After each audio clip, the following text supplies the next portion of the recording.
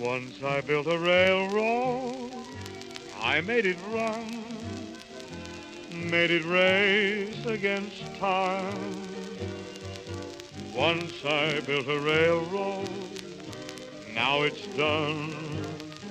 Brother, can you spare a dime? On the 1st of November, 1930, Mayor Frank Hayes of Waterbury summoned the city's employers to discuss relief for those out of work. He told them that the private relief agencies were broke, and the city had borrowed all it could. He reminded them that unemployed men, many of them desperate, were standing on the street corners discussing the lack of work and their inability to feed their wives and children.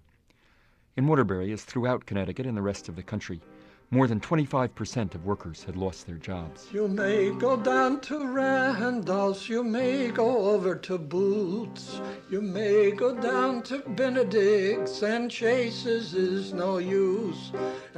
From the earliest decades of the Connecticut colony, each town had been legally responsible for its poor residents, paying food and lodging for those who could not work, auctioning off the labor of those who could. In the 19th century, Connecticut's rapidly industrializing economy produced a new poverty problem, as economic depressions led to mass unemployment. The Depression of the 1890s saw demonstrations demanding public works jobs in Waterbury, but it also saw an effort to virtually abolish relief. In 1930, most Waterbury employers believed that responsibility for relief should be entirely local. They agreed with President Herbert Hoover that federal relief would destroy individual character and strike at the roots of self-government. Yet they also knew that the city was unable to meet that responsibility. So they came up with a scheme they called the Mutual Aid Unemployment Fund of Waterbury.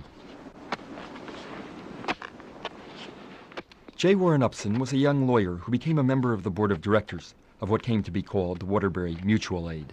In 1931, Waterbury was having terrible unemployment, and in order to take care of the unemployment problem, they organized a system whereby there was a deduction from the pay of every employed person.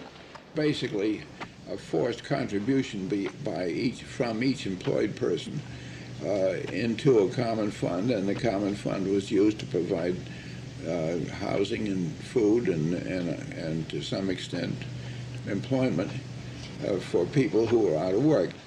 Those employed by the mutual aid built a golf course, revamped cemeteries, and repaired schools and churches. They even had a mutual aid band.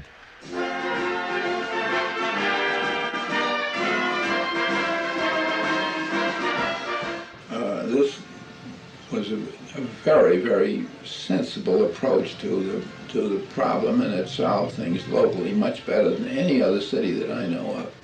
I don't remember that there was any opposition to it, and I think that most employed people were happy to participate. The mutual aid was not without its critics, however. Michel Rousseau was secretary of the Workers' Alliance, an organization of the unemployed which advocated a national system of unemployment insurance, like that soon to be instituted by the New Deal. Rousseau and the Workers' Alliance opposed the mutual aid plan's whole approach. The mutual aid plan was really originated with the manufacturers who didn't believe in government welfare and government subsidies, and so they took money out of the salaries of workers in order to support the unemployed.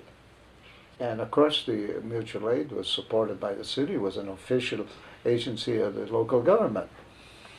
But it originated with the manufacturers and represented the manufacturers' social philosophy that the employed worker should support the unemployed worker. Under the mutual aid plan, assistance was not a right. About 20,000 people were turned down for help because officials felt they were not truly destitute or truly deserving. Michel Rousseau, in his role as an organizer of the unemployed, represented some of those who were turned down for relief. For example, there was a guy, I think, from Waterbury, Button, who came to me, and the case was that they were trying to put him in the poorhouse. There used to be what was called a poorhouse here, and if you were put in a poorhouse, you were just finished. Using a tactic that was common at the time, Rousseau demanded a hearing and took a dozen other unemployed workers along. The man's employer gave him a high recommendation, but he was still denied relief. Rousseau finally threatened to take the story to the newspapers. We got out of there was no resolution of any kind, and I said to the guy, let's wait, let's see what happens. Within a week they called him and gave him a job. As the Depression deepened, there were ever more unemployed workers and ever fewer employed ones to support them.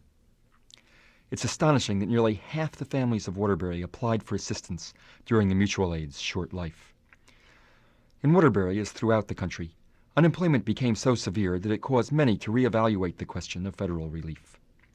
When New Deal relief programs like CWA, WPA, CCC, and FERA began to operate in the city, the mutual aid officials themselves described it as federal aid to the rescue. That business of deduction and so forth was done away with after Roosevelt got in, and there was a substitution of federal funds for local responsibilities. Waterbury's tight-knit elite paid more than lip service to the ideal of community responsibility for the unemployed. The Waterbury Mutual Aid was at once an effort to preserve local autonomy, to forestall the development of effective national programs for those in need, and to shift the burden of relief from taxpayers to workers. It looked to the past, to an era before government responsibility was taken for granted. But it also foreshadowed the development of Social Security and unemployment compensation, programs which also would draw from workers and employers to provide for those without work. Buddy, can you spare